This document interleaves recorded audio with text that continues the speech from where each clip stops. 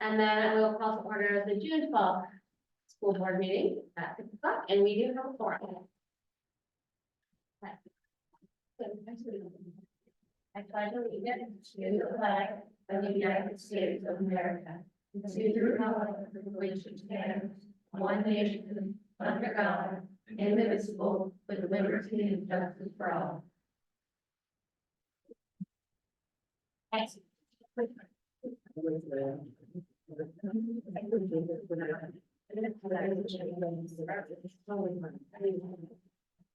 All right. They know. Motion to, I move to approve the agenda. Second.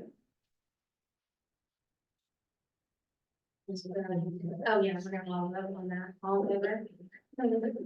Hey, we get a month off after this and I'll remember it.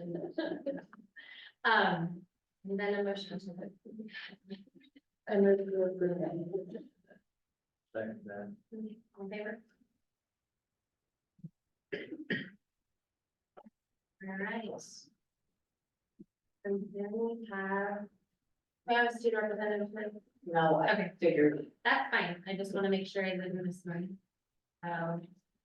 District administrative team. I'm gonna do that too. So I talked with the administration team and asked them if they would provide an end year or year-end report for you. I'll give you a summary of what has gone on in their buildings and where they're at. And where their interests lie for next year. Sweet. So Awesome. take it away. Again, I was giving you a trouble. Joelle? Yes. Thought you were gonna be the piano. Fantastic, Eric, that's it. Yes, I do. Okay. Well, there's a lot of words on this page. So to summarize, these are sort of the highlights I wanted to touch on. There was two kind of major areas. First one was climate, culture, and community. We spent a great deal of our time last year and this year really working hard to try and rebuild a lot of the things that our pandemic tore down for us at Creswell, and a lot of that had to do with our sense of community. And when we came back, we also had a number of staff members who had retired or moved on, and so there was really not like a sense of like, this is what we do. So we've spent a lot of time as a staff rebuilding a lot of those things. So we wanted to add some more fun into the schedule. I know we're not here to entertain necessarily, but we want kids to want to be here. So we added our enrichments, not only for the fun factor, but also to help expose kids to all sorts of different activities. We continue to have our assemblies, and this year we brought in a bunch of folks from outside places. We got the mayor, we had guest speakers from the yo-yo guy, I can't remember his name all of a sudden, but we brought some folks in to try and help spice those up a little bit. And then we've also started layering in some periodic incentives for students, because we have a lot of kids that always do the right thing. And we spend a lot of time trying to help encourage the students who don't. And we realized we sort of leave those other kids sitting there thinking like, here I am, I'm doing it. So we started layering in some of those incentives to our program. So we just had our first one where students who had 0 referrals for 5 weeks and had attendance over a certain percentage were good standing with their classrooms with their assignments, got to come down to the gym for some fun activities, and because they came said it was like the best day of the year. I think they felt very valued. So the staff also felt really excited about it. We're looking forward to doing more of those next year. We had this sort of impromptu student leadership program that sort of just naturally started forming over the course of the year, which we were really excited about. We collaborated with Mindy Lockhart, as you know, and she's going to be partnering with us next year as well, because she's really excited about student leaders here. And Kimmy Durkee, who started it, is likely going to continue with that in her program. And it's not going to be just an enrichment, it will be a year-long program for kids who really truly are the leaders of the school. We want to help elevate them and their abilities. So we partnered with the Leadership Academy this year. That program, we've done a lot of reflecting and talking, and we've done what we did. We realized that this year we squeezed in a lot of content. So next year we're going to not water it down, but just parse it out so that each grade level is gonna focus on just a few things at a time. So we can get a little deeper, but even practicing for promotion, like the kids were looking at me in the eye, they were shaking my hand, they were confident. They weren't, usually we spend about 30 minutes practicing that. We didn't have to this year. So that was really exciting to see just some of those things come into play. We also increased our family nights this year. We had 5 nights throughout the year to bring families in, and it felt great to get families in the building. You know, a lot of our families are working and they can't necessarily come volunteer, or after work, they're in a taxi and can't always just be present, and they feel badly about that, but they could come to a couple of these evenings, and it was a great touch point. We saw a lot of families that we don't always get to see. And then one other thing is that Summer and I worked really hard, Summer, to create some more equitable disciplinary responses. We try to be as equitable as possible, but this year we implemented a rubric where we're following it, and it created a lot more trust with our staff, trust with the students. They knew that we were going to follow the same expectations for all kids and also for parents. You know, we don't mean to do that, but sometimes it just happens, and following that flow really did help with for us as well.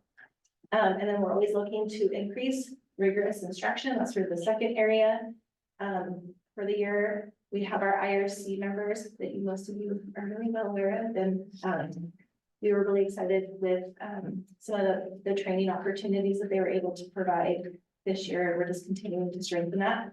A little plug, if you know anybody, let them know about IRC. We can use some more folks. We have a number of people who are retiring, and it really takes, 30 or so adults to keep that up and running. But we have a number of people who will be retiring next year. We have our new curriculum, of course, and every year of implementation, we continue to get a little bit better, refine, have deeper discussions in our teacher collaboration. Teachers are already excited and looking forward to next year with all the other changes we're going to be making in terms of the pacing. After this first year of doing math, now they're like, okay, now I want to start over because they've seen the year. One of our support staff members, Shauna Bradley, actually came to myself and Aguero and wanted us to apply to be part of the Oregon RTI, become an Oregon RTI school. Creswell was many years ago, and we reached out to them, applied for it, and we're going to be partnering with them next year to provide us training and support around improving our tier 2 and tier 3 support. So not necessarily classroom level, but what our specialists are doing. So they're very excited to get that support from the Oregon RTI folks, and I'm looking forward to whatever PD it is they're going to be able to provide us. And the last thing I'll talk about is we're really excited to get our TAG program up and going and identifying students and being able to provide those plans for students. It felt really great when we started the year. We had 0 kids identified, and we've had since close to 20 students qualified. So really excited about that. Here is our overall growth with reading and math. So the top bar is for reading, the bottom is math. I know it's super small, so it just sort of summarized. In the area of reading, we went from 28% to 64% of students on or above grade level. We went from 113 students down to 55 students who scored 2 or more grade levels behind in reading. In math, we went from 15% to 53% of students on or above grade level in math, and went from 115 students down to 38 students who scored 2 or more grade levels behind. So we feel overall really pleased. We saw a lot of growth, and even the students who scored 2 or more grade levels below, their growth might not be, coming through on the iReady diagnostic, but we see tons of growth in the classroom and through their other assessments they're taking in the classrooms. Any questions about that lovely graph? So remind me, the low scores in math that we see statewide is not iReady, and this is iReady, right? Those things that we see on the school report card, that's the state assessment. Yeah. Right, I'm remembering, okay, This is this is the diagnostic we do 3 times a year, yes, so fall, winter, and spring. yeah, the more helpful one, Little easier, yeah, and this is information we can use right away. yeah. Okay, So this one is aligned to the same Common Core standards as the test, but it's showing the growth. yeah, I just wanted to make sure, because I was looking at the math numbers thinking that is a dramatic improvement. But then I'm looking at that was the state test that was alarming. But if there's correlation between seeing the growth and where kids are ending and where they likely would be testing on the state test, that's great. So just some overall highlights of our spring data. 69% of our 3rd grade students are on or above grade level in reading. We'd love to see that closer to 80, but we're happy with where they grew over the course of the year. 97% of our kindergarten students ended the year at or above grade level, and that is really 2 students out of the entire cohort scored below. So that's amazing, and actually the first that I've ever seen. So our kinder team was ecstatic, as was our whole staff. But our students came in stronger than we've seen in the last few years because they're receiving preschool. We did a kindergarten orientation back in April, and afterwards the staff, the students kind of go into the room and play color, we're absorbing them. And afterwards, all the EAs were like, they can write their name. So like even our next group, we're like excited to see how strong they're gonna be coming in. That's what they can write their name is huge. 74% of our 4th grade students improved their placement in reading and 86% in math. 61% of students overall in the school met their growth goal, and 35% met their stretch growth. And stretch growth is a little bit more ambitious of a goal. Students who are receiving interventions and getting extra support, we would expect them to meet that stretch growth goal. So not every student, we would expect that. If a student is at or above, they're not necessarily receiving, full days of instruction above grade level, so they may not make that stretch. We would expect them to just make their annual growth goal, which is why it's 35%. 34 students total in the school have placements at least 1 grade level in reading and math. So we have a 5th grader who's already scoring at the end of 8th grade. We have a few other students who are scoring in the 6th, 7th grade level. So, and then 53% of our students met their goal in math, and also 24% met their stretch growth. So a lot of fun celebrations. We did a staff data party, if you will, and saying we are the champions, and teachers were feeling pretty proud. It was pretty awesome. So this is all preliminary data. It's not official, but this is our scores from our state assessment. So this may change as the state continues to, calibrate the results from the schools across the state. But when we look at our students, currently both 3rd and 4th grade performed above the state. Third grade was 3% higher, 4th grade was 9% higher, and our current 4th grade cohort increased the number of students scoring a 3 or 4, which is passing, by 5% from last year's assessment. So from 3rd grade to 4th grade, there was 5% of students who passed that didn't last year. And this is our math scores. Okay, can you help me orient myself to what I'm looking at? So let me see. No, there's. Oh, I have I think I'm figuring out the Okay. headings. So but- the top is the state. Yep, This is us. yep. And then, and that's 3rd grade. Blue means they're above. That's a level 4, so that is above. Green is level 3. That's where we want them to be. Okay, green and blue.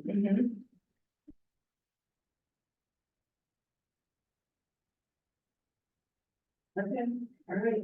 Thank you for letting me look at that just a minute longer to make sure I understood. I what I was looking at. appreciate you looking at me. You want to know, I love that. And then looking at the reading data, again, this is all preliminary, it's not official. We're not publishing this in the paper yet, but both our 3rd or 4th grade again performed above the state. So 3rd grade was 4% higher, 4th grade was 8% higher than the state. And our current 4th grade cohort increased the number of students by 8% from last year's assessment that passed with a 3 or a 4. So, And so 27 and 28% are a grade above where they are. That's a. I don't know if I'd say a grade above, it just means they exceed. Okay. Yeah, Okay, thank you.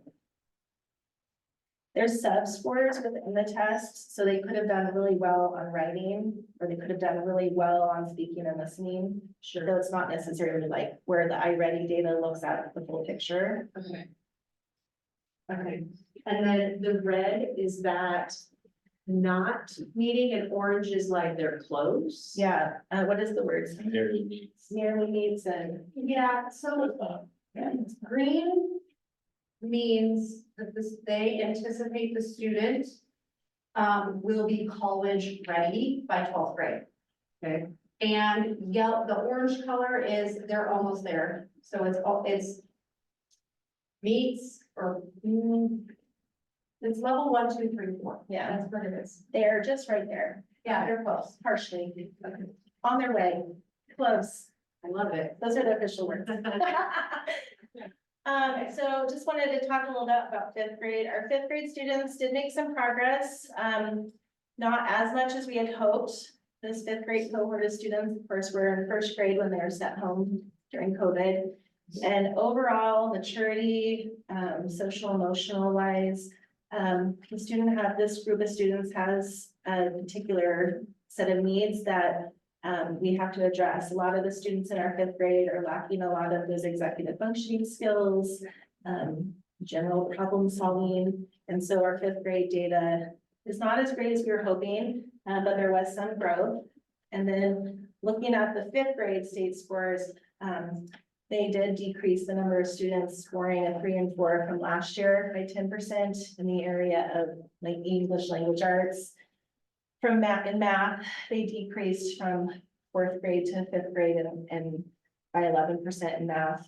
And then their state science scores have them performing slightly below the state. But we already have plans. We're really excited for our next year's teams to really collaborate. Our 4th and 5th grade teams have already started working together on, our 4th grade team has been very successful with seeing huge growth in students. And so those two teams are going to be working really closely next year on how they're reviewing data annually, like weekly, and how they're planning together and then revisiting that. So the model that the 4th grade team is using is going to be transferred up into 5th grade, and they're going to be working together quite a bit. And they're very excited too, because they don't want this to continue to be the trend. So we're hopeful that we continue to see scores improve in 5th grade next year. So Mike, I'm assuming the 6th grade team is like ready with additional supports for this 5th grade promoting a class that needs it? So we meet with our teams, so our 5th grade team meets with the 6th grade team. Julie and Summer and I meet to talk about individual students, and they use all of our scores and information and planning their schedule and knowing, what kind of courses they need. So yeah, there's been a lot of collaboration so that they can be prepared. Fantastic. Yeah. We do the same bridging from 8 to 9 as well.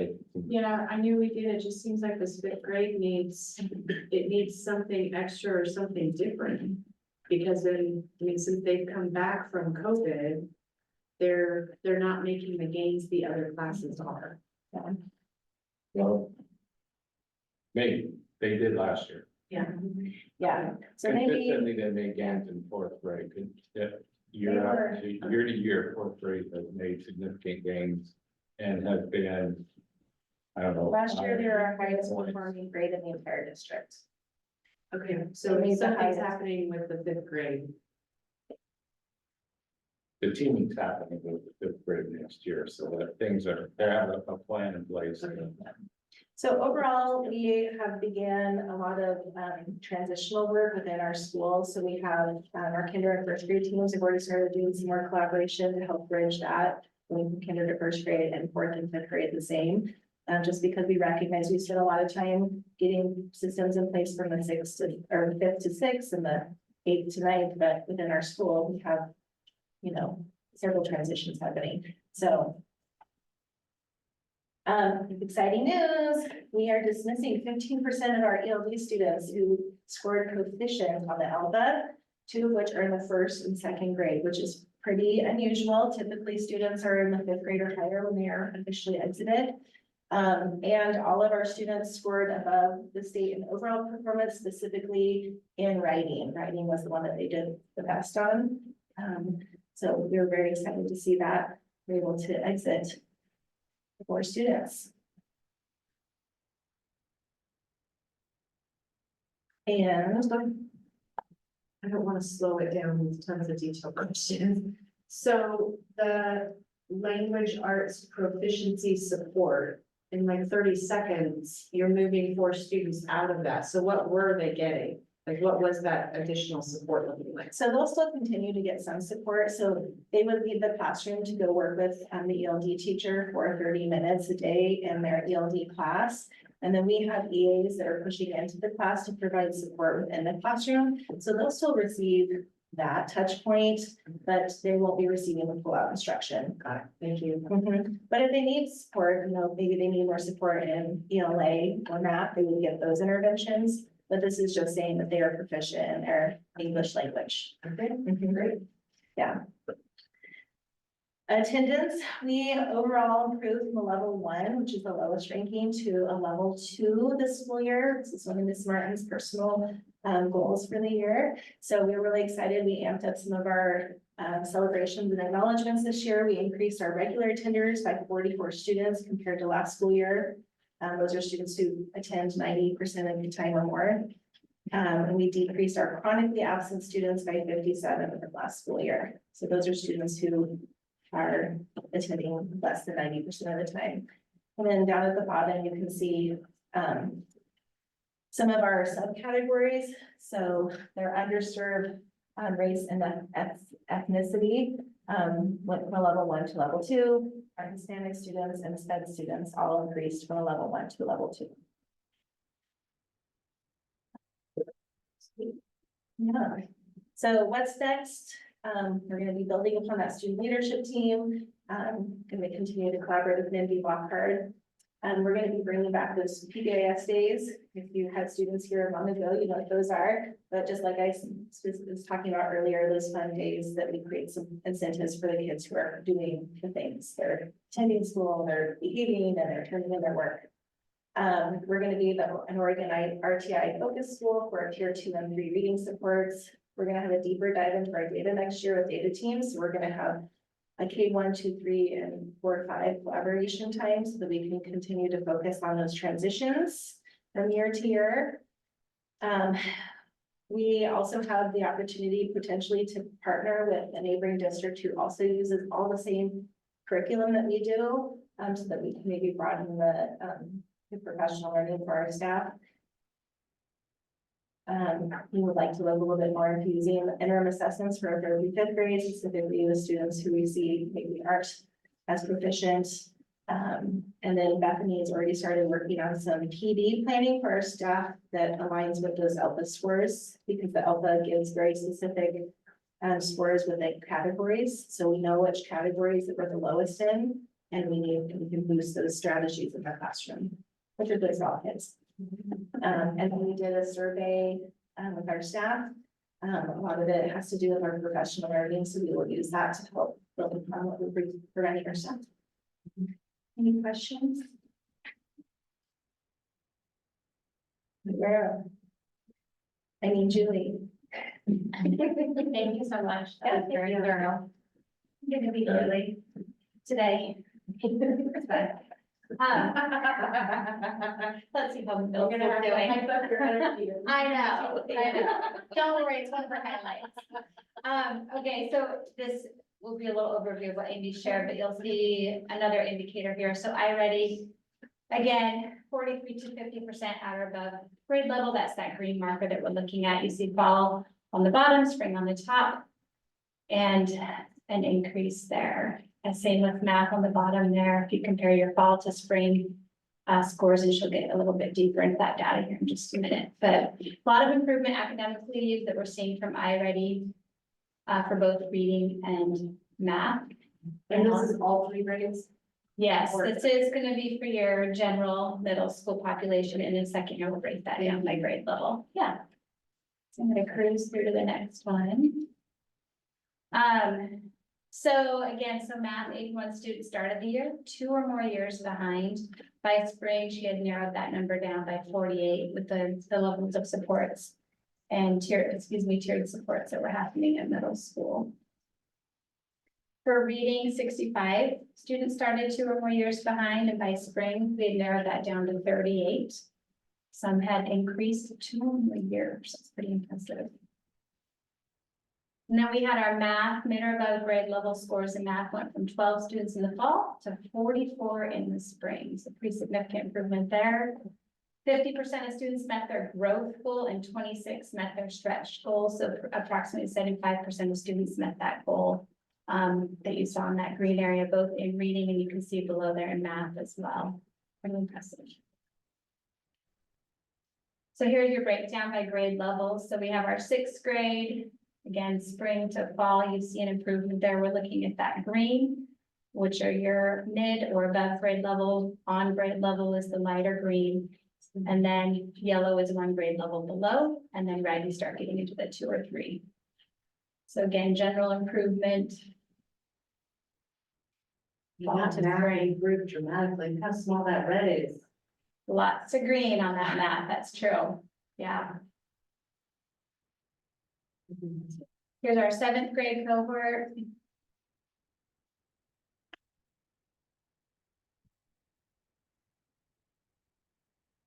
And then our 8th grade cohort here. Interesting to see the different ranges and improvement on these cohorts. Attendance, so similar to elementary, you're going to see attendance rate has gone up. There's been a lot of efforts to motivate students to be at school, attend regularly. So you see, she went from 73% on up to 78% for regular attenders. Her absenteeism rate has gone down to 22% versus your 27 last school year. And then your average daily attendance rate, you see hovering there, but a little bit of a decline in that one. Some highlights here. So you're going to see a theme on these next 2 slides. So alignment, collaboration, same thing that Amy had mentioned as well for our elementary teams, but the district's made a lot of efforts to align practices and to provide opportunities for collaboration, especially when we're looking at these transition years, 5th to 6th and then 8th to 9th grade. I spoke a bit about the iReady benchmarking opportunity to really individualize lessons. You're going to see in relation to that differentiation, rigorous curriculum, instruction, again, mentioning some TAG 504, developing those systems, IEP, ELD meetings. So working on supporting those students at the level at which they are performing. You have college and career connections, the when, what I need, opportunities for accelerated courses when we start to get into middle and high school, a lot more diversity in terms of those range of courses that students can access. Climate and culture, so yes, she makes school fun for both staff and students alike, and so you see a list there of the different opportunities that students can engage in, awards, spirit days, rallies, etc. FBLA and HOSA, you've been part of presentations where we've seen the remarkable accolades those teams have made as well. Parent engagement, the communication, different evenings where parents and community members can engage and learn more about the school and what's happening with their student. Again, Leadership Academy, so that's with Mindy Lockard.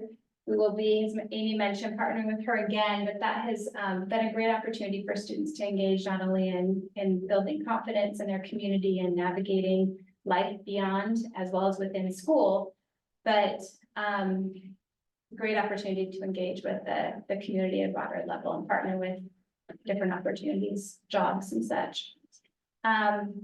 Consistency in equitable disciplinary administrative responses. And our team's going to be diving into that a little bit more this year as well as we look at alignment practices. And sources of strength for both our middle and high school. So implementing that opportunity where our counselors are working with student leaders actually and supporting students. It's a suicide prevention group that our students have a big, strong voice in. What's next at the middle school? So again, the digital citizenship program. So again, working with Mindy Lockard in an effort to provide some integrity around how we use the internet and how we portray ourselves online. Streamlining WIN across 6th through 8th grade, so just continuing to refine the school schedule and opportunities to give students what they need. Program expectations, the student study team continuing to refine that process. Using student voice to offer input to interest in electives. We've adopted the science curriculum this year, and the years before we had our language arts and math. So just continuing to make sure that those are being implemented to fidelity. And also science, with that being new-ish for that middle school, newish in that they're using it, but they'll be using a bigger and better version of the same curriculum. So making sure that, again, that's used to fidelity. Collaboration with our high school team, elementary as well. Data-driven decision-making, using iReady to monitor progress. Professional development that's relevant to what our middle school teachers need. Again, collaboration and acceleration. High school, yeah. And then I'll be back. Okay, so I start off with this, but I will, just a big caveat that this is very unofficial data. We still had students testing this week, so if students didn't finish, and felt like some student, we did it during class, so I hate state testing right now. Back up for a hot second. Last year, we were able to state test in classrooms, because the state test opened up in January and our term ended the beginning of February. So we were able to have them test in their classrooms with their classroom teacher, and it really brought our numbers up of the number of students who tested. This year, they bumped the state test start date back to February. And so our kids had already transitioned into their new classes before state testing starts, which means you have to do the pullout model again to make state testing happen for all of our students. And unfortunately, because it's not required for graduation requirements until 27-28, students opted out, more students opted out this year. And so then those who did start, I would say start that test, they have a certain number of days to finish. They would come in and do bits of it with Angela so that they weren't missing their classes that they actually wanted to be in. So I would say that any school that has to sort of do that pullout model or does it outside of the classroom that they're teaching in, you're just not getting as much student buy-in as you would if they were in their classroom with their teachers taking that test. So second term students, and the reason we do 2 testing sessions is because kids finish all of language arts in the first quarter or the first semester. We want them to test when they have finished that class rather than waiting until the spring. So second semester, we had a little better participation because they did test with their teachers in the classroom. And we just have some kids who take more time on the test than others. Most kids at this point rush through. They just want to be done with it. Those that didn't opt out, we unfortunately had several kids that did, let's say, science and then opted out of math and language arts. So our numbers are much lower this year, 61, 55 and 56, but I did have some students finishing it this week. So you can see same as the elementary school that we're pretty close, which is really sad, unfortunately, to our state data that across the state, students are just not performing well on the state test or just not trying, not caring. I don't want to say they're not performing well because they can't, maybe they can. When we went back and looked at our individual data last year based on the student, we were really surprised at the number of kids who had a 1 or a 2. But we're scoring really high in pre-calculus or calculus and taking those classes. That being said, we're the same with the number of students who are at a level 3 or a level 4 in science. In math, we are at 21% and the state's at 24%. And for language arts at this point, until we have students finish, I anticipate that score will go up because our AP kids finish this term. So when they finish that state test or when those get bumped in, because when I pulled this earlier, kids hadn't tested this week yet. So I anticipate that number will go up a little bit, the 56 and the 55. Let me get that information in from the rest two clinicians. So that will all be official in the fall, and I'll be curious to see what it looks like compared to the 23 or 22-23 data. So very unofficial. But questions? Kiddos earn like extra credit to complete it? No, No incentives. I was thinking. no, the state. Yeah. Yeah. That being said, we did have a kiddo, which, I tried not to put individual students as highlights, but we had a kiddo who, passed their seal of biliteracy, took the stamp test. They were able to get 4 credits of a foreign language, started with us, partway through their freshman year, not having spoke any English.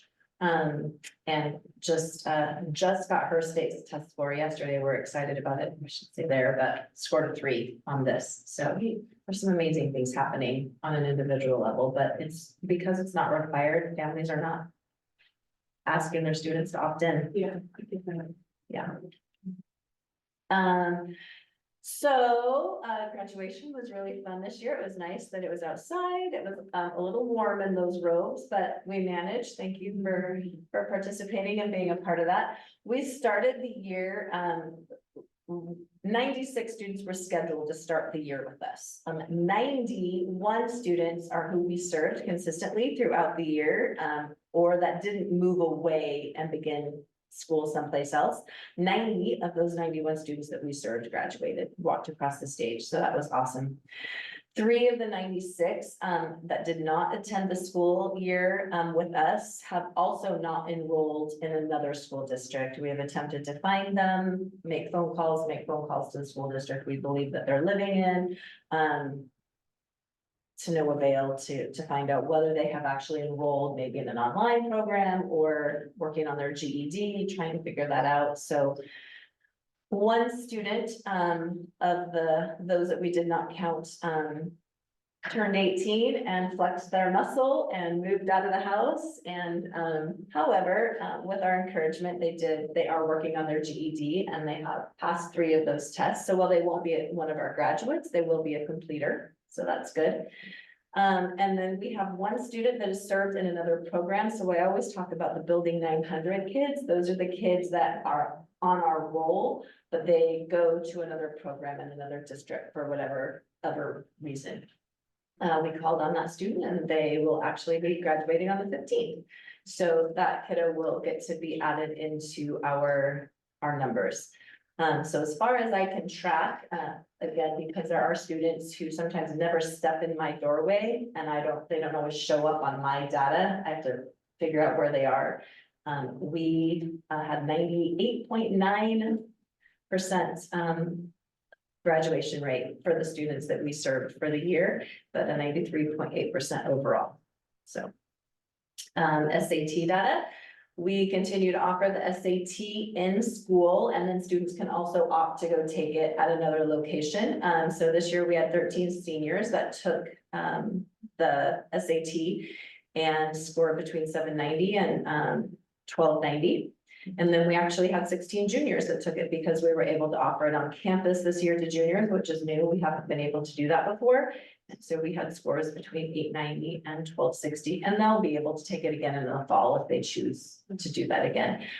Most state colleges are not requiring SAT scores right now, so it's not as huge a big a push to get in to college to have your SAT scores.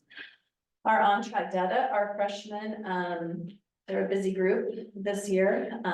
They're squirrels, lots of fun kids, lots of energy, and some things that we need to work on supporting them with.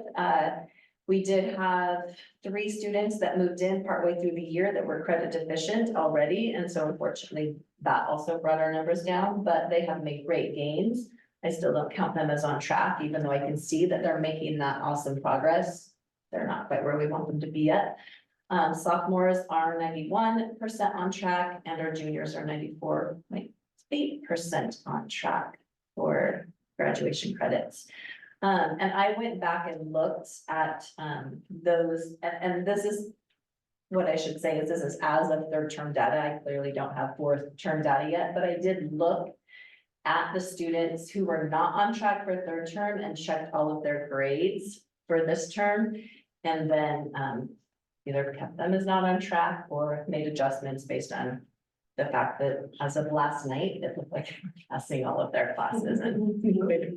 So that was included in that data. Questions? The kids that are not on track, are you seeing them sign up for some of your summer sessions? Yep, we have about 15 signed up so far, so in, end of April, beginning of May, we just did a general push for summer school, sent it out to everybody, and then, the middle of May, we went through and looked at all of our kids who were not on track and sent specific emails to those parents. And then as soon as this data comes in, Sarah knows that we wait till the last minute to make sure our bus barn list is accurate, so that we can make phone calls like, hey, we didn't end the year quite where we needed, so hopefully, yeah. that's what we can do. Yep. So this is our dual credit this year, and I really want to talk about, I know we've mentioned this before. Oh, dang, my 3 got down there. That really bothers me. We really talk to our students about taking credit with a purpose, because if you qualify for Oregon Promise, you only get 90 credits of Oregon Promise, credits, that those 3 credits you can get. And if you're going to be a nurse, let's say, it's probably not necessary for you to take HTML web design in your nursing program. So don't waste part of your 90 credits by taking web design as a dual credit course. So really working with students when they have declared, or if they think they know that they're going in a direction, to be thoughtful about the credits that they take. But 33 students earned credits in personal finance, and you can see the numbers. I won't go through them all, but I would just point out that our Spanish numbers are pretty amazing. And this year, the US history, I don't have my 203 numbers yet. He's pretty sure that 12 is going to be accurate, but I can change it in the fall if it's not. 203 was just finishing. But they actually get history 201, 202, and 203. So 12 kids will get 12 credits in US history. So, yeah.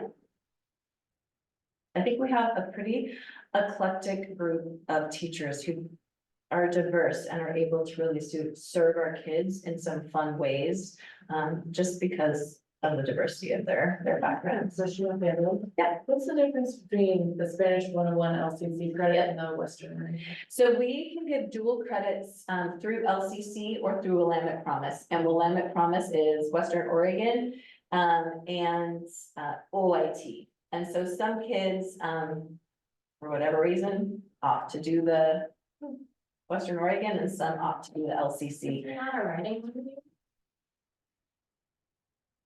I guess I did not put that on there. I was just thinking to myself, like, my. No, you're right. I was just thinking. I'll look it up when I get done, or I'll shout it out. Just like. No, that's like one of the top ones. I know. Should have put that in there. Oh, you know what? I know why it's not in there, because it's this quarter. Oh, okay. It's this quarter. And so Yeah. we were waiting to see Okay. where kids landed, but I will go look. Willamette Thomas probably transfers as a grade to a four-year institution, and LCC probably transfers as a credit. That might be why. Both, they both transfer as a grade. I I get get it, when I did LCC. and To the, To a four-year university, this transferred as credits and all past them. No. Oh, no, kids can take their, what school did you go to? It was LCC and Ocean. Yeah, because you can look at the, we have kids look at like the class, I can't think of what it's called, but when they're not always the same, so LCC it's this, and at OSU it's this, or U of O it's this, or, whatever, so, I have not heard that, but I will look into that. Candace, did you take it in high school or did you? Yeah, so did I, and I just, we went to the same school and I Really? did the same thing. I was told it was because, and I think this is still the same, LCC articulates really well that you go, but it does not tell you. Oh. And so, but LCC. Linden does, and that's why the LCC is starting to see credits. Yeah. It's a whole new thing, so that way it will transfer to any university, it's like a push because the higher education, like, it doesn't make sense. Yeah. Like what you're That's saying. That's crazy. So, and I wonder if that's because you turn in your high school diploma with the dual credits versus giving them your LCC No, we diploma? turned in our LCC transcripts and they mapped them, like they mapped them, but you just didn't get a letter grade. You got the credit and. And it has, yeah. I think the credits is, yeah. The credits are the important part. The credits are the important part, for sure. Yeah, and I'll get that writing when 21. I don't know why I let that slip my mind, but I just need my student credit. So no, it should be there because that's one of the main things that we did. In the fall, I will have the data for our students that did early college, which is the same as dual credit. They're just doing it reverse. So they're taking the class with LCC, getting the credit with LCC, and then we're transcripting it for them. So I will have that data, but we definitely increased our participation in that. The way that they get to participate is, if we don't offer it for dual credit here, then they can take it there. So we had some kids who did some advanced business courses.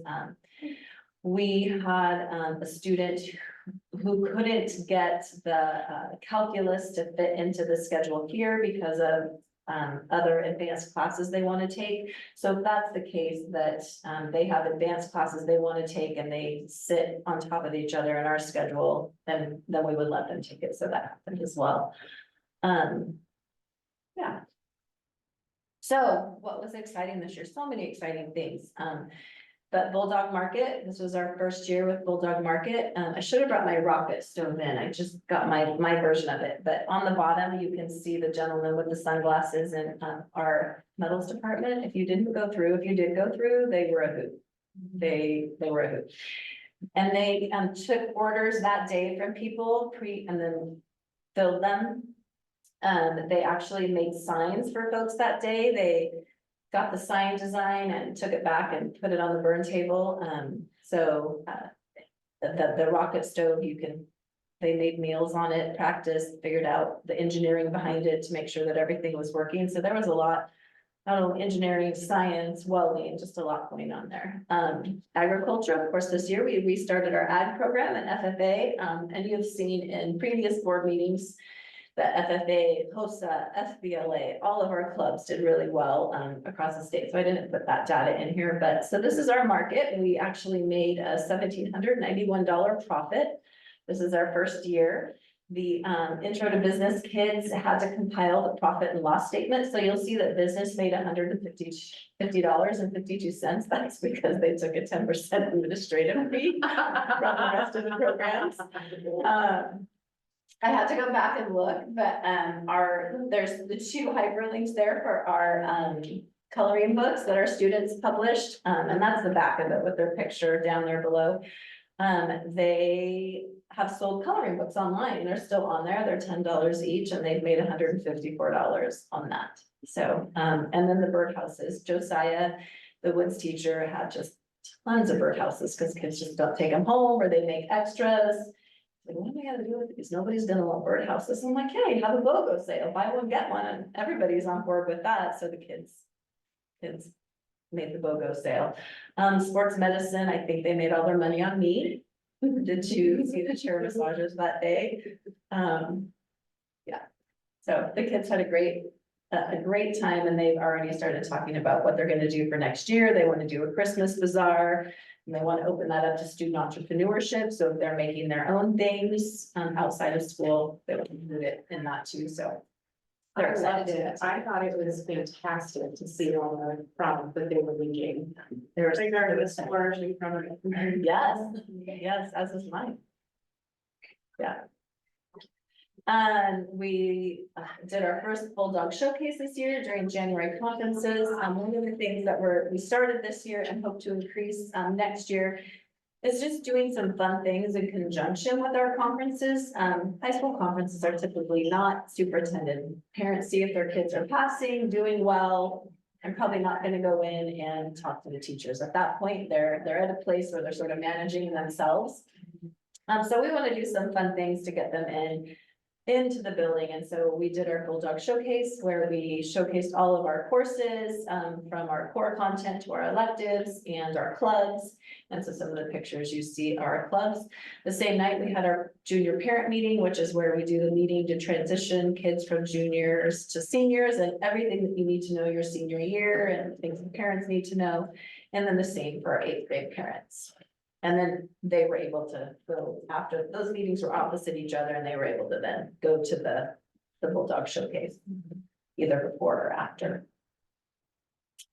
Okay, so there's a lot here, and I'm not gonna go through it all, but college and career events, I just asked them this year to keep track of all of the amazing things that we do with our kids and just put a little note by it when you go, let's compile it here. And so you can kind of read through what's going on. I would just, on a basic note, that we have, because there's 3 pages of this. College visits either to our school, taking students to college visits, industry, in classrooms, so guest speakers with Mandy, Josiah, Joey, Health Ops, all guest speakers in, as well as industry tours to those places. So so this is our first page. Second, I would say the big thing, and on the next page, I'll talk about financial aid, but we do college application week every November, and students work on getting their FAFSA ID, making sure the parents know how to do that. They learn how to get into the OSAC portal so they can apply for scholarships and Oregon Promise. We do an essay writing workshop, both for scholarships and for college applications. So all of that happens in November for all of our seniors. And this year, Angela actually held 2 financial aid nights. And so that's just one of the pictures from the financial aid night, but we had 26 seniors that attended. So for the state's completion rate for FAFSA is 41.7%, and at CHS, we have 58.7% of our seniors that completed the FAFSA. Excuse me, I didn't put the picture from eWeb in, but that was fun. They're on the Facebook page, and they'll, I'm sure, be in the yearbook, but kids got to go run cranes and get in equipment and just do all sorts of fun things. What's on this one that I wanted to see? Oh yeah, so on this, there's a picture of one of our nuggets in a machine. He was super excited. This year, we took a group of 18 seniors who planned on attending LCC next year and had yet to enroll or kind of figure out that process. We took them, they were able to get enrolled. Each of them was able to meet with an advisor in their particular area, able to get their classes scheduled, and then ended with a tour. So it's pretty awesome. Any questions about those things? I think all that is fantastic. So again, you saw our HOSA, like how well our kids did. It was an FBLA. Holy cow. I mean, how many state titles can we bring home? Asher Parsons was super excited about his state title again. Same with ag and FFA. Patrick just really dove in, and those kids got to go do all kinds of competitions. I looked at some of the tractor driving pictures. Some tractors may not have stayed exactly on the planks as the kids cross them, and I give all sorts of kudos to those farmers who bring their equipment in and let the kids drive them. Patrick is actually, I think, doing a tractor driving class this year so that he can, or this summer, so he can certify our kids to drive tractor, which around here is a big thing if you want to go out and work in the hay or do whatever. So very cool. And then also I would just mention, Hope Factory, I got to go to that graduation. You know, it started out really rough because the factory just wasn't as ready as they had hoped it would be. But by the end, they learned things. They built sheds, they built tables, they put together rooms. So they still had projects that they worked on. And by the end, they got to see the trailer, they actually got a trailer and they're hoping to get some kids to go down, but it's going to a family in Tangent, the first trailer out the door, so. So we did have 4 kids that completed that as well, and we have 4 kids that are interested this year. Let's see, okay, so next year, there's the new graduation credit requirements, personal finance, luckily we already do that, so we'll check that box off. Higher education career pathways is a new 0.5 credit that kids in the graduating class of 2027 have to walk away with. And we are going to do that in a 4-year path so that we are spiraling that information rather than one big push their senior year as a 0.5. And so we're gonna align what we do in our advisory class with CIS, with Leadership Academy, Mindy Lockhart, and then also oh man, it's gonna come to me. Yep, I'll get back to that one. There's another curriculum that's it's free. It was developed by, oh, for crying out loud, I just read it, sorry. But we're gonna use that in our advisory instruction to meet those graduation requirements for that 0.5 credit for the higher education. Continue to align state scope and sequence. We have worked really hard on that with our language arts, our math, and our science. And then the next step is to continue to incorporate the use of those interim assessments so that as students move and are prepared to take the state assessment, they will have had the practice in those tests. And or maybe the state will decide what the data, if it's just gonna be data, it's gonna be a graduation requirement again.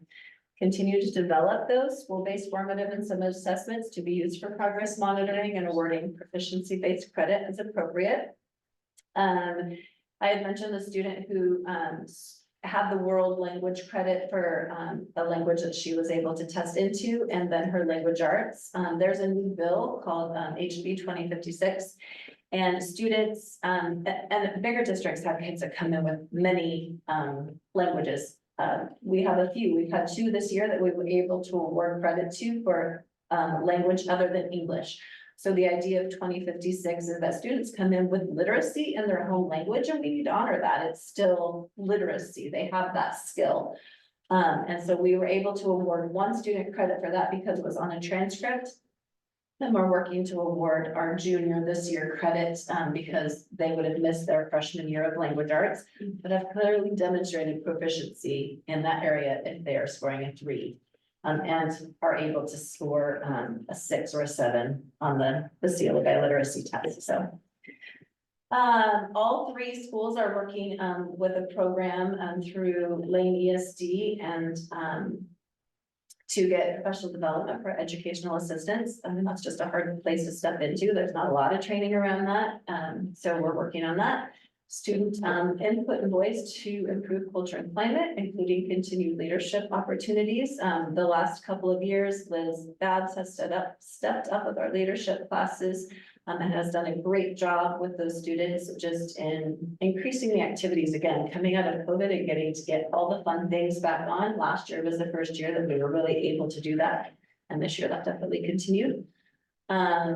Continue all of our data-driven decision-making through PLCs, grade level team meetings and content areas. All 3 sites meet and collaborate, so 5 to 6, 8 to 9, but then just looking at how that goes across the board. So I'm really glad Amy's not here for me to tell her, but I'm glad those reading scores are up. That just means it'll trickle right up to us. Continue to offer college and career outings to engage and encourage students around post-secondary opportunities. We are also working with sources of strength like the middle school, just to increase our students' awareness around suicide and self-harm and all of those unfortunate things that our students deal with, and how to know how to provide help when somebody has brought something to you, because oftentimes it's, hey, I'm doing this, but don't tell anybody. And then this poor kid has this big burden on their shoulders. So sources of strength is to help them get help for their friends. And then just continue to offer well-rounded CTE programs, including work-based learning opportunities. Jimmy, is the thing you were forgetting, is it, the organ employability? Thank you. Sure. Gosh, I thank knew you. what it was. Man, and I say it every day, and I just printed something out about it to take to the meeting on Monday. Gosh, thank you. Oh, now I won't have to call everybody at midnight when I wake up. We're just like the rest of our. Yeah. At the end of the day, and do that. Day before school's out, yeah. Yeah. Thank you. You're Thank welcome. you. Thanks for reading my mind. Yeah. Any other questions? No. Okay, Amy, back to I'll be you. real quick. Okay.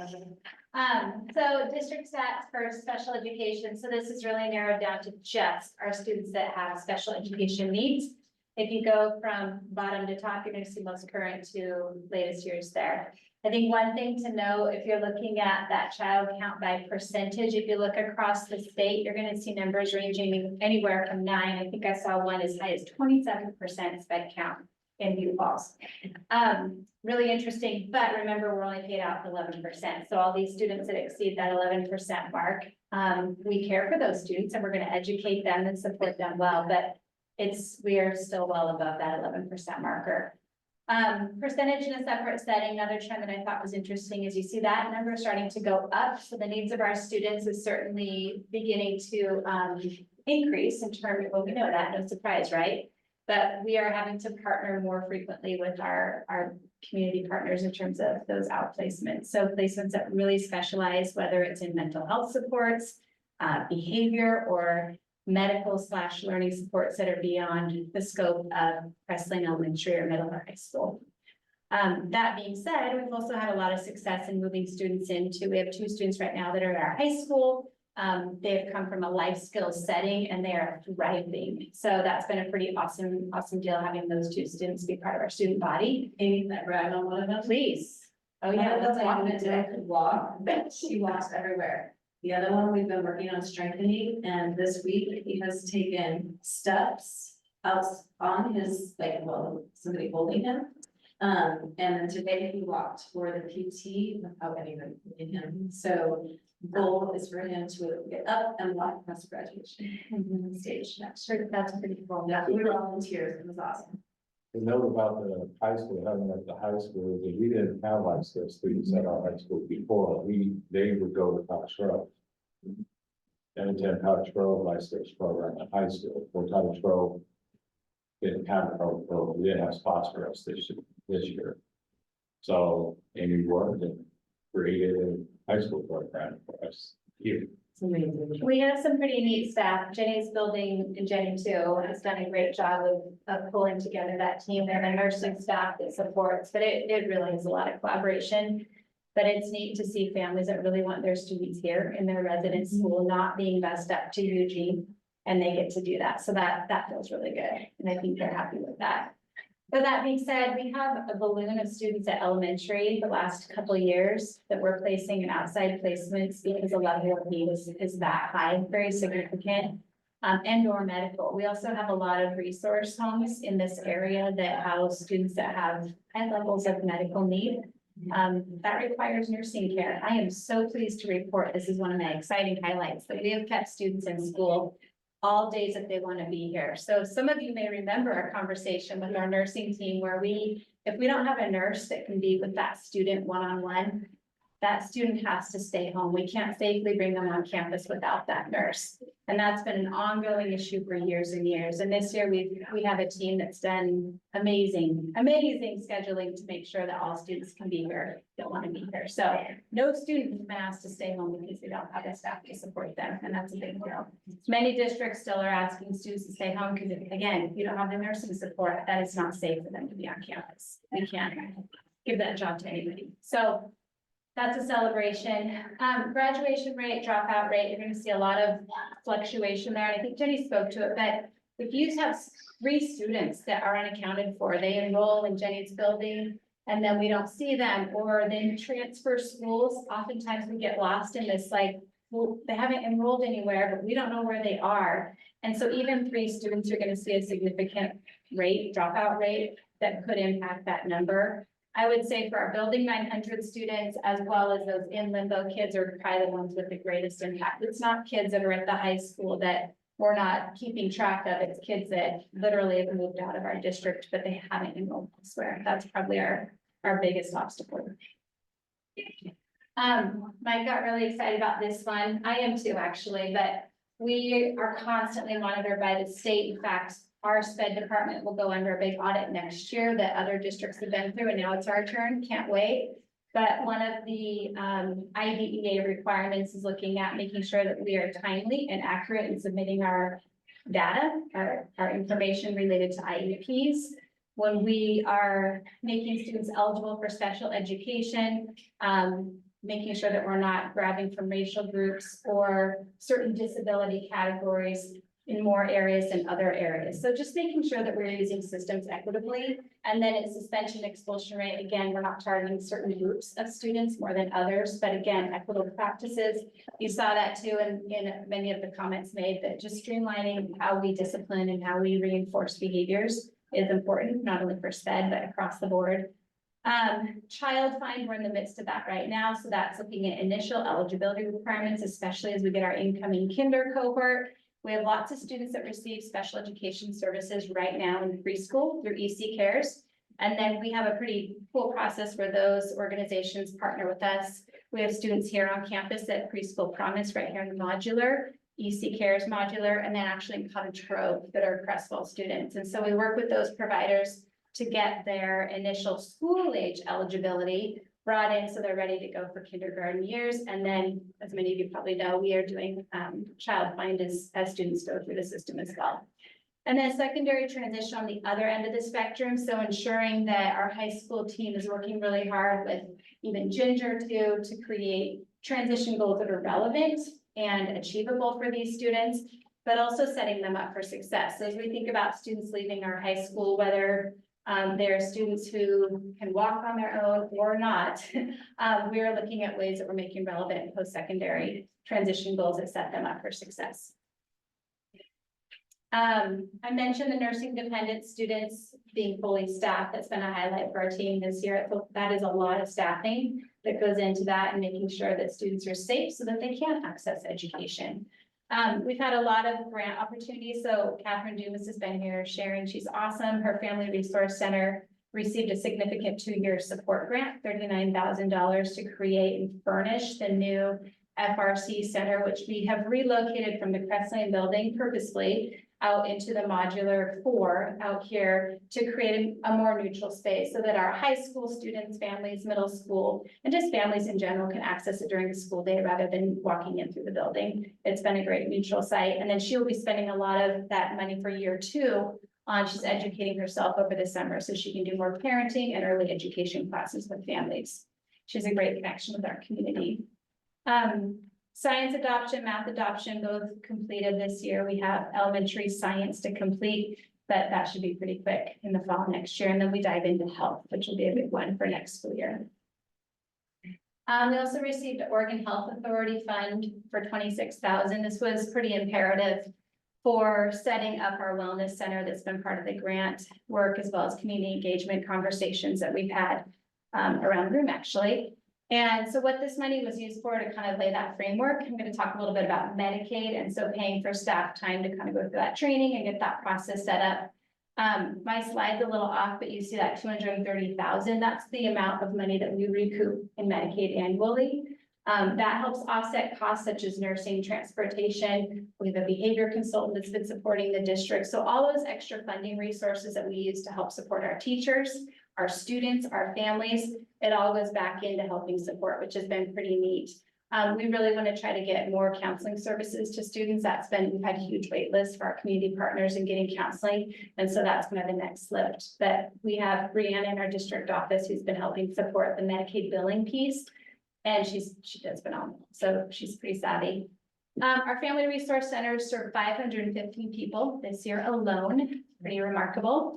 Medicaid, we're doing now occupational therapy, physical therapy, speech therapy we started last year, nursing we've had in place, transportation we've had in place, and then we've recently started MAC billing. And that is just this year alone, we've raised, I won't say raised, we've claimed $30,000 just on that. And that's capturing just about 9 people within our buildings, K-12.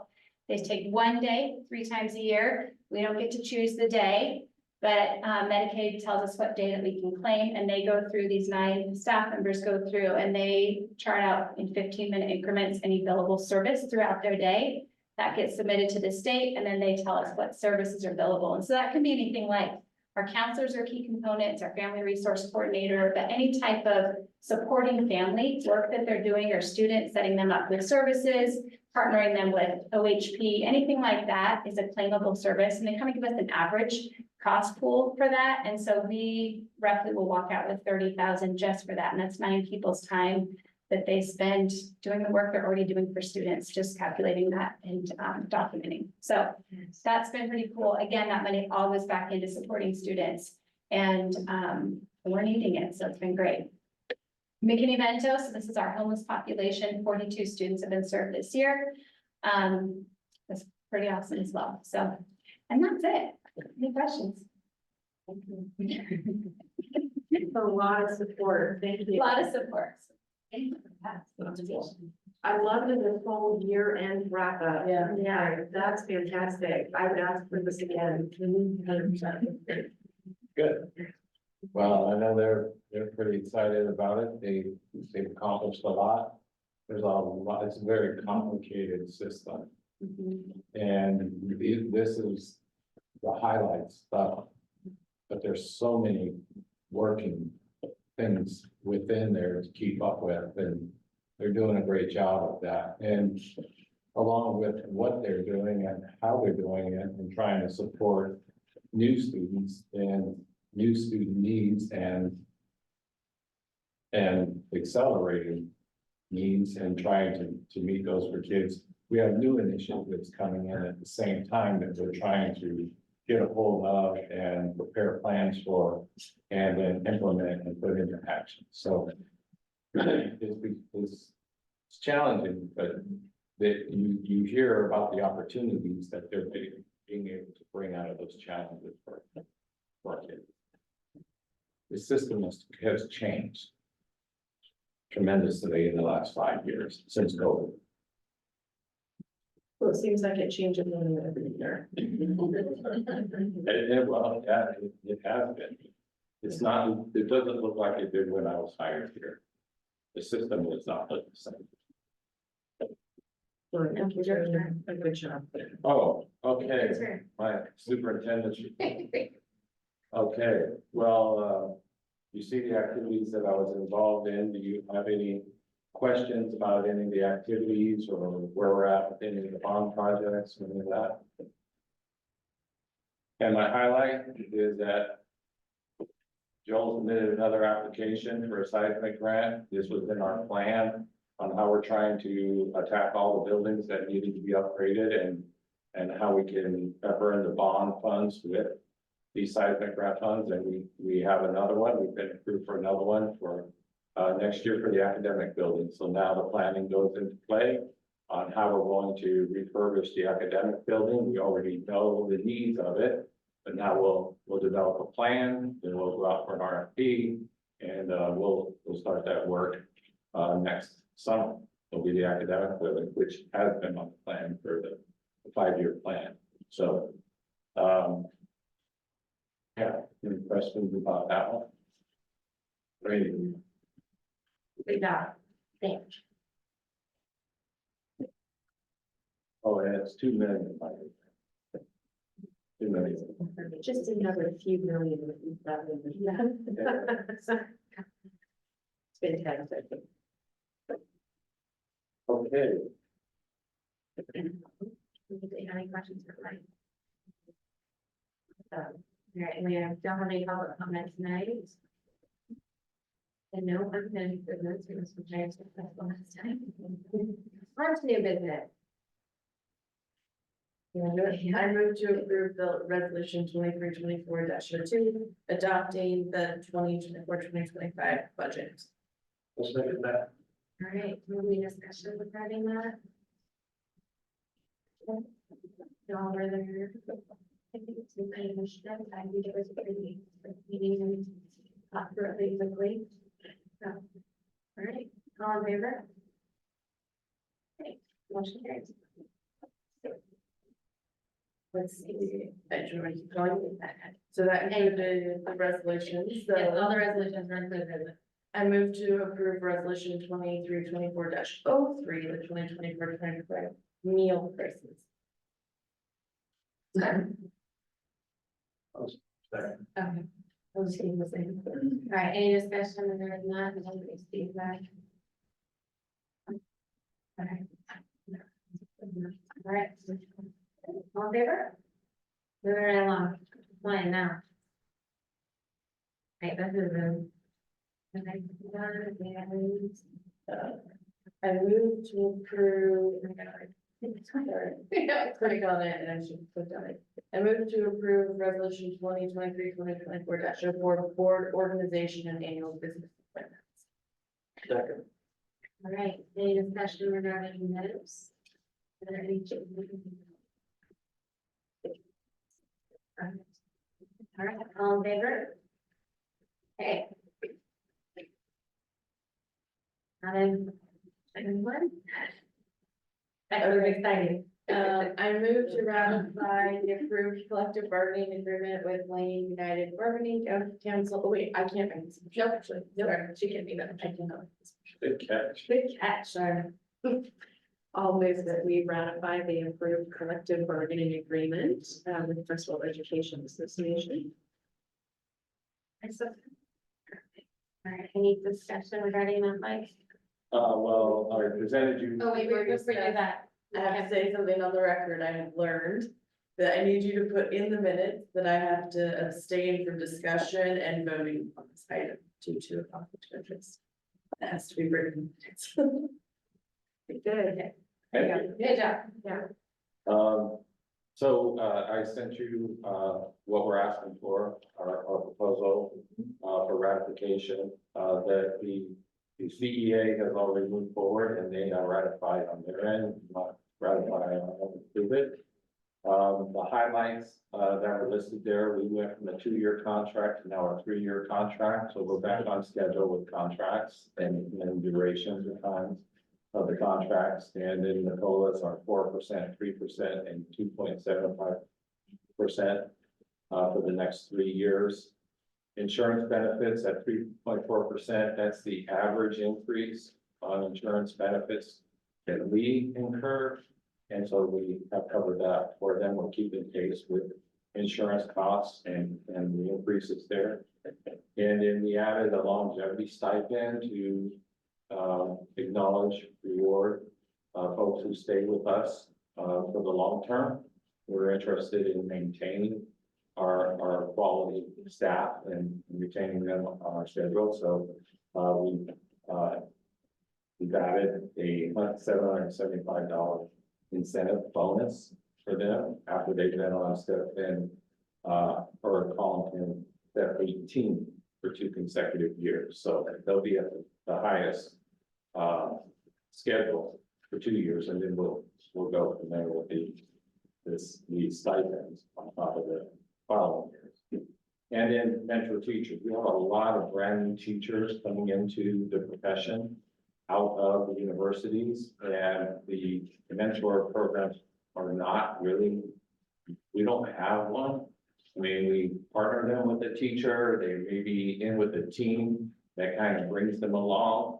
We have some onboarding that happens at the beginning of the year, but really a mentor for that teacher through the year to really help keep in check with what's going on and really work with the system. It's tough to come in as a new teacher, so now we have a mentor program where we provide stipends for those mentor teachers to take on a new mentee. And so it's 500 for each mentee that they take on, and they could have a cohort of 2 or 3. And then the teacher directed planning day, curriculum planning day. So what we did in that one, to give them more time at the beginning, we have a lot of new curriculum we're working with, and we're trying to implement, or we are implementing in the district, but they are designing their lessons, their units, and their sequences across the year. And they don't have really a lot of independent time at the beginning of the year to start that work as a team, or they've indicated that they need more time, and we agree. So what we did is the statewide in-service day that's on October tenth was a contract day, and we then now made that a non-contract day, and then put that contract day at the beginning of the year for them. So now that professional development is happening at the beginning of the year. So what happens with the day in October? October tenth is just now a no contract day, so no teachers, no kids. There was a no kid day, it was just teachers for professional development. So now we put it where it really can have more meaning for them and relevancy.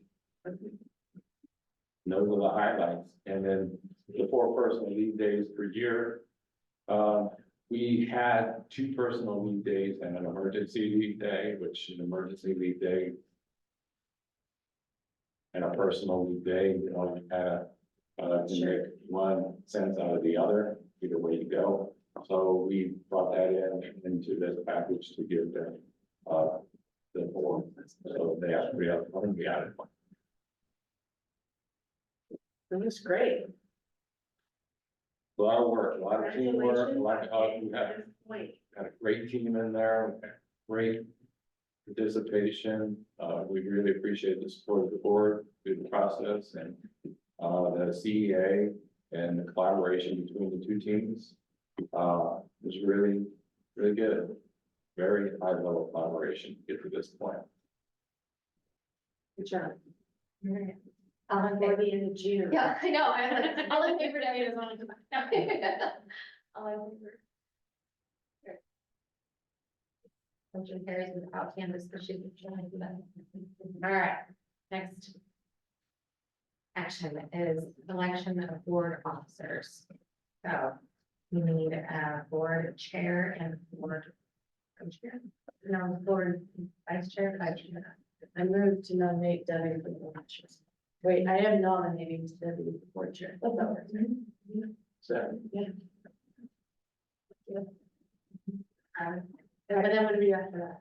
Let's say, okay. Ask for discussion or. Ask for discussion. Does anybody else wants to be the board chair? I have appreciated both of your leadership, and I also like the idea of the leadership continuity over a couple of years. I think it just helps overall, so Well, if I am like a whole, you're Robert's rule. I'm very supportive of asking and hoping that both of you stay on in your chairs. Well, then I'll nominate Candace. I like company. I like it. I would second that nomination. So then do we have to vote? To vote separately. Oh, vote separately. All in favor of myself as board chair? Okay, I'll vote for myself. All right. All in favor of Candace for vice chair? I did it. Yeah, All right. for yourself. Okay. That was. Yeah, we want it next. You want to do that? Yeah, but I did, I forgot to tell you that the new board member's job to read this. We voted last time. You voted last time. You weird. I wasn't here for that. All right, our next action. Thank you both for having me. Yeah, thank you. It's been good. Yeah, it has, and it is a lot to learn, so I appreciate having another year to figure it out. Not as interesting as the policy committee, but in the.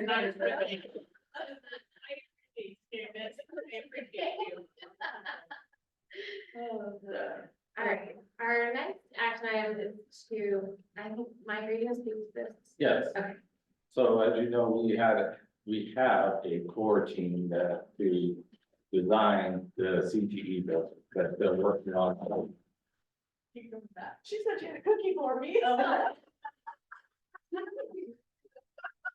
It's like, where's she going? She really wants to. Go for it. I love it. Yeah, I'm eating that. Great. What? I'm hungry.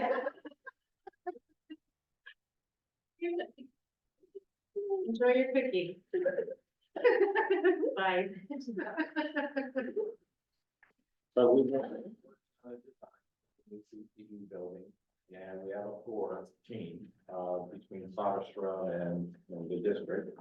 And that has been Joel, myself, Gilbert and Jenny, and the Soderstrom team. Now we're expanding that out, because we have some preliminary parameters for the building. And now we're getting into the specifics of the design for it. And so we wanted to expand this out and include membership from stakeholder groups throughout the community, and one of those groups is the board.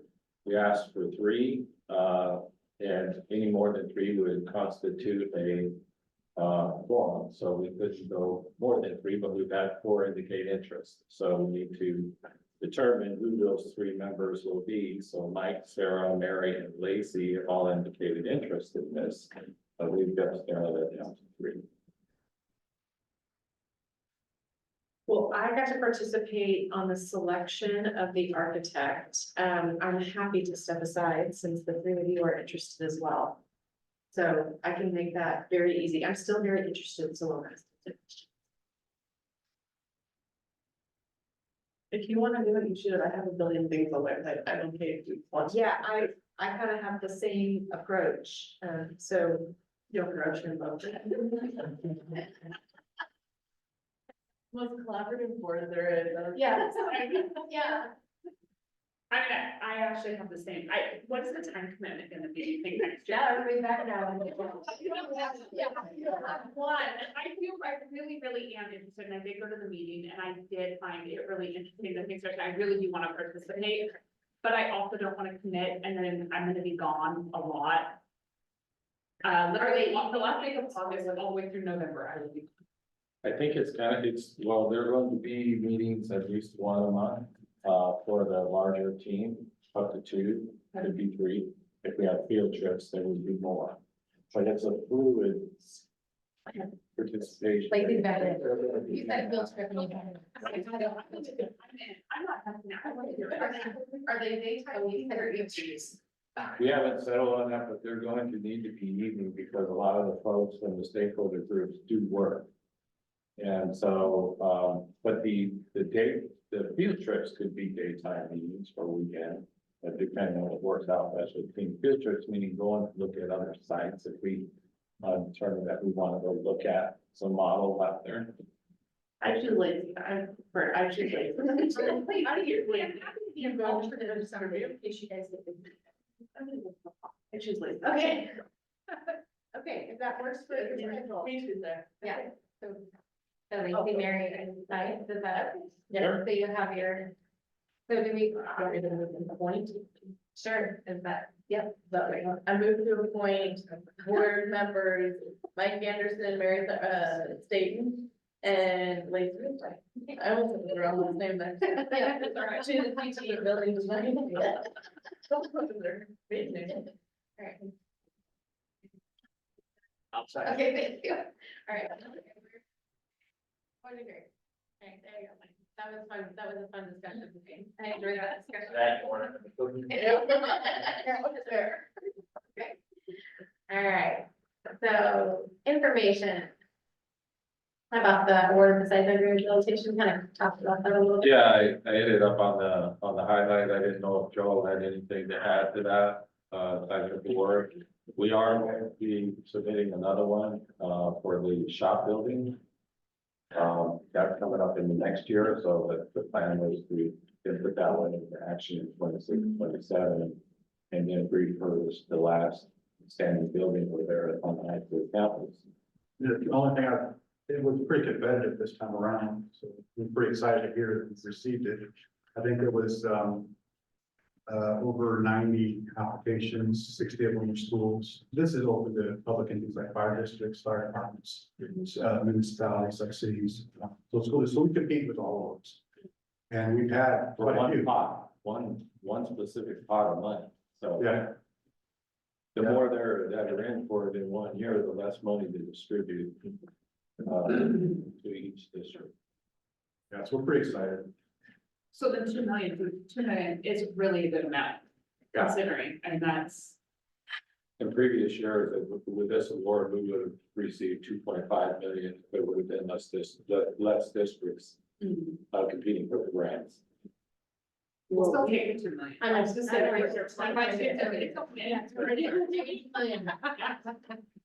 Yeah. Good job. 55,501. Yeah. Good job, keep it going. Yeah. You Thank guys you are very very much. much. Well, maybe in a thank you need Joel. What's So that? we say a lot of thank you, but thank you for. Yeah, thank you, Joel. Too. Yeah. I think it says a lot about how well you guys have done with grant writing in the last few years, and probably also our buildings that, they needed the love. that they were finally getting. Yeah. What I think I will share that one of the things, and this is something that Mike has really driven home too, in our partnerships with the city and the whole idea that we are a resource for emergency services. If an incident really occurs in the community of Creswell, it really is. School district's gonna be the big back of that. We're gonna be the burden of, we're the biggest square footage to provide safety for our community, and that's a big part of that, what I believe the grant narratives and that idea, so I'm hoping that must be. Well, that and your property, Joel, because you're right there. Yeah. Yeah. When the generator's running, you say really long extension cords. All of that. Well, thank you. And you have some information about the ODD visit, or we can just. Oh, well, you saw the write-up, and that would seem like a pretty informal write-up, but it was really a very formal visit. And this is something new to me. I was not even aware that we had a regional representative at the Oregon Department of Education until I heard that they were doing some district visits for accountability and checking in on those kinds of things. And so Shauna requested to come out and learn about our investment efforts with support intervention programs, CTE development, community engagement, and student success and achievement levels. And she had heard some things out into the ODE world about how we were working on our goals and tracking the progress on our goals. And so we went through the entire strategic planning process with her. That's why these are back up in the room, so we could actually give her visuals. And then artifacts from every move that we made through this with surveys and community forums and all the way down to bringing the interpreters in and translating the documents and that type of thing. And then specifically reaching out to subgroups within our community and how we engage them in the process to get feedback from everyone, from every angle that we could. And then transforming all that information into goals, and those goals into action plans, and then how we know we actually accomplished what we accomplished. So more artifacts on where we were with the implementation of those programs and strategies and where we are now. And so that's what that was all about. And it was and the letter was pretty flattering to me, but really complimentary of the team and the work that's going on. And it is really the team that is pulling us through, or has from the get-go, and it's the unification of the team K-12 and the district that is supporting all the efforts in the building. So that's what that's about. So it was an audit in a way of how we're investing our resources from the Department of Education, from the state. Should we be emailing her telling her we deserve more from the state? She didn't get away without hearing about that. My folks that were there. We can all send emails pretty easily. Yeah, we did talk about different levels of accountability and from my perspective as a superintendent, where I felt accountability lies and where we have gaps in accountability from the state to the district. Yeah. And it was pretty blunt about it too. Would you say, Amy? You were very blunt. Good. And then we still got a nice Yeah. So, yeah. That was a good visit. Okay, don't let her soften you up. So stay there. Well, we set the bar high, because they're going to be making visits throughout Lane County and the state. That's what they're doing right now. And so we're able to assist other districts to help them understand how we facilitated that here. Yeah. And kind of pave the path, so to speak. Good job, Nancy, he's not being excited. Yeah, yeah. All right. Next item up for discussion is our board evaluation. And I don't know, did we do it last year? I feel like we didn't do it last year. I feel like the year before we did, so Mary hasn't done it, neither has Sarah. But we have a model that Joel has that we can do, right? Like a board evaluation that you can send out to us. Yeah, we've done it through something that I've used, that I can send to you if you want to look at it. You also had OSBA, you did something with them. Yeah, we could do that at one point as well. Then we had a discussion, leadership did, about the cost of that, and then I'm not sure that the cost outweighs the, like, what it provided. Would you like me to send you what we had last time? I think that would be good from you, like, Yeah. yeah, I think that would be good. I don't know. I mean, if somebody feels really like they really want OSBA to do it, we could look at that, but I mean, it is more costly, and I feel like if we can put them personally feel the money is better used on kids than on our board evaluation. I feel like if we had like some strife or problems, then maybe that would be more necessary, but I feel like we're a pretty cohesive board. That's just my opinion, but and so what a board evaluation, so what a board evaluation is that we have a document, basically. Yeah, it's a Google form, and you guys actually, the originating foundation was questions that you guys actually worked out with OSBA almost 6 or 7 years ago, I believe. Those were your base questions you created in this, and then over the years, you tweaked some of those questions. And then, so they're sent out in a Google form, you guys reply to that it's collected data, and then you're able from there to, have, bar charts, and anything, information you want, you just see it and take that information. So what I can do is I can send you the last one that you guys did, which I believe would have been maybe 2019, 18, somewhere in that ballpark. And again, those questions were questions you guys formulated, well, you guys as a board back in the day. And you can tweak them. You just let me know what you want the word questions to be, and I'll just tweak it. So And What's the value in it? Yeah, so the questions are around, are we aligned on goals? What are the goals of the board? Are we aligned on goals? Are we aligned on how we want to accomplish things in the board? Do we see conflict or strife in the board that we want to be aware of, that maybe people aren't always comfortable bringing up, although in this group, I could imagine that's the case, but maybe not. And then we can evaluate it to try to determine, are there places that we need to be working on, or are we not aligned on what our goals are for the district and or our board? And so we've done it with OSBA, which was great. It was good.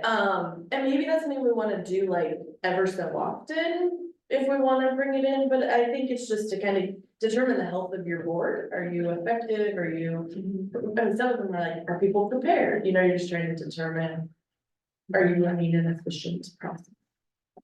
And once you see it, you'll kind of have an idea.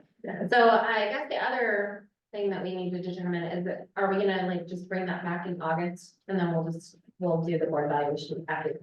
Does that sound okay to everybody? So Because the evaluation of us collectively, not Mhm. individually. Like, I don't say Sarah, It's never, I mean- I don't say that, no.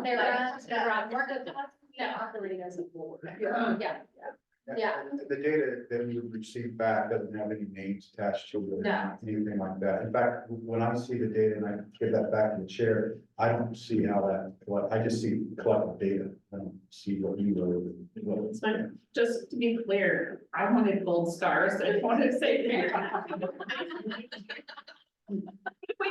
a collective, I'm here for that. So gold star, okay. I'll see. I want to get through that micro, like, sitting next. she's part of the delivery snack. Yeah, right. So we're thinking that we were gonna maybe do it over this break and then bring it back after that, but do you think we need to reevaluate the questions, or do you think we could just go with what we have last? I don't remember what we had last time, so I think it's fine. I think it's, Of all the why don't times you that just send it out as the survey to us, if there's anything that looks wonky to anybody, reach back out. Reach back out to me, and then we can like tweak it or like take it out or whatever, but let's just go ahead and hit the ground running, and then that'll give us the opportunity to get the data before we need to get in August. Okay. So if we could have that completed.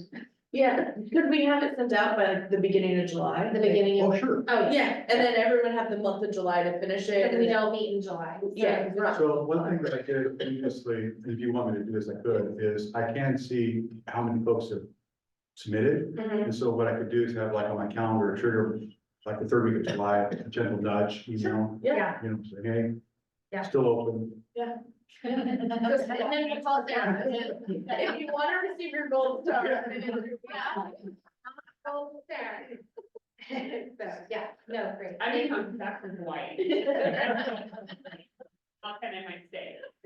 No, I don't, I would too. If I was Yeah, working. great. What happens, so you don't, you can't. You can do electronic. Yeah. So true. Good point that was made. You realize you'd be giving up your position on the policy committee. Thanks, Ken. Thanks for keeping me in line. Actually, I'll be back. Okay. All right. Awesome. Thank you, Joel, for doing that. You bet. So next is trustee reports.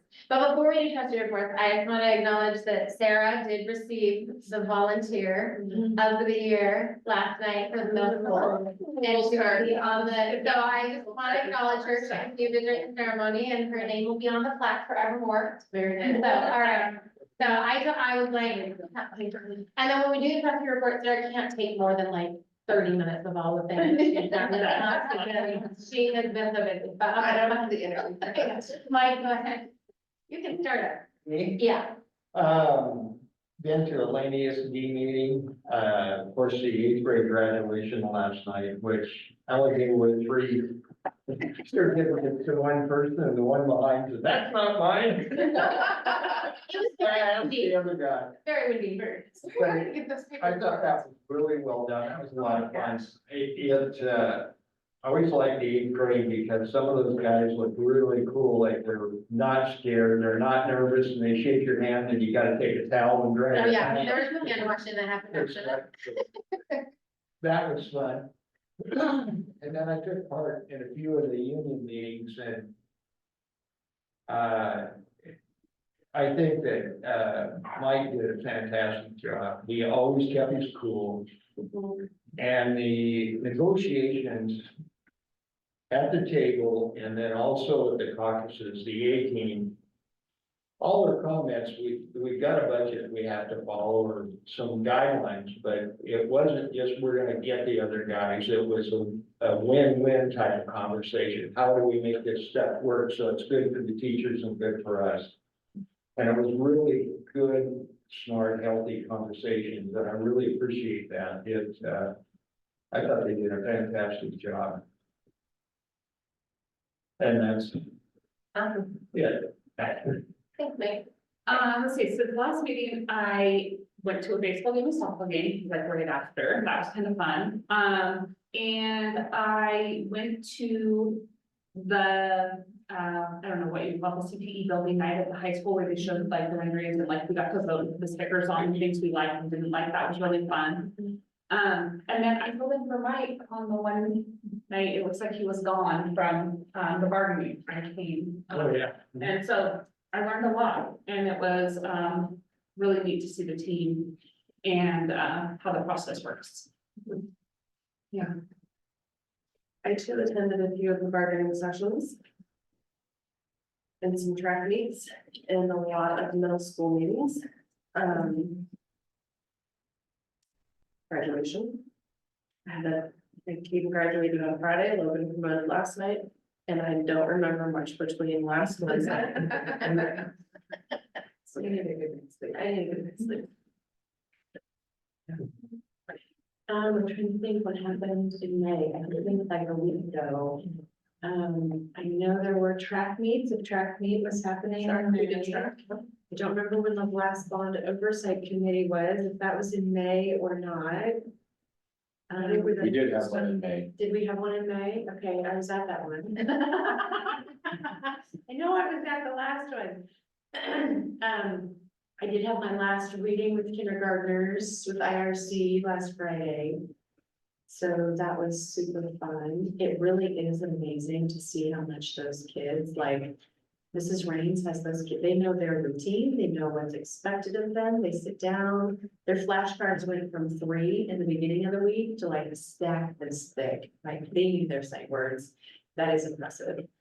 High school graduation, I mean. Some of you have one-on-one meetings with me too. Yeah. Those were highlights.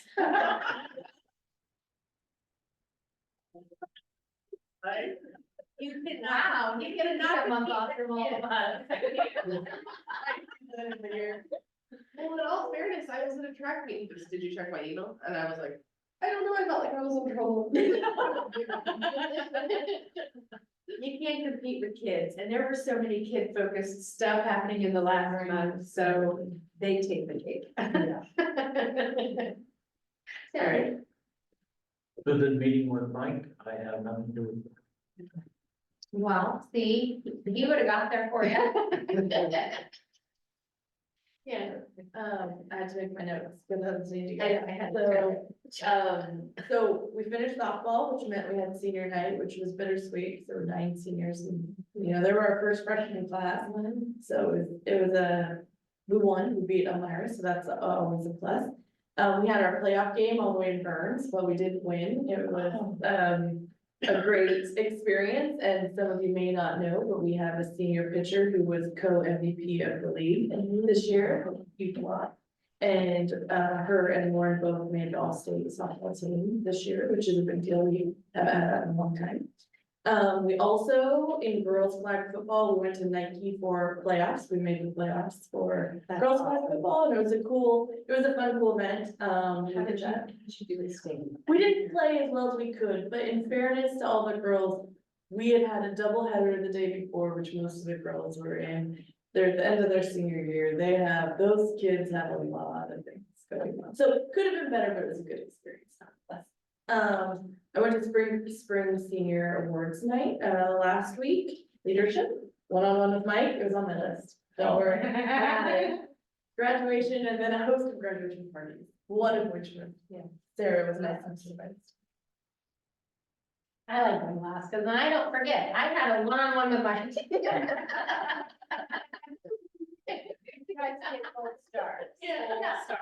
My gold star. Leadership, graduation practice, which is always almost as entertaining as the I know I would too, because the stage came apart a little bit, we fixed that. I think had an exit strategy that was. You know, and I'm like, if I fall off, just leave me back there. And then, 8th grade graduation and learning, which I am very happy has come to a close, and it was a good experience. I think that, like, I echo what Mike said, I think that it was it's good. I think both sides came out feeling good about it. So. That's all I have. So. And then the next thing is that we will meet on August 14th. Everybody enjoy their July. When are we gonna resume our readings? Oh, that was actually something I thought of when I picked up my bag today and said, oh, I have a book. Hey, where did we leave? Chapter 1. I think we want to catch up. Like, we should start over. Let's do but let's do September. Because you're not gonna remember to do it in July. I don't remember this one. No, we have to do the evaluation in July. Yeah, there you go. Yeah, so let's do this, let's start our reading again, and because I wanna finish this book, it was a great book to do. So we'll start that again, and, good place, Sarah. In September, so, if that's all, adjourn the meeting.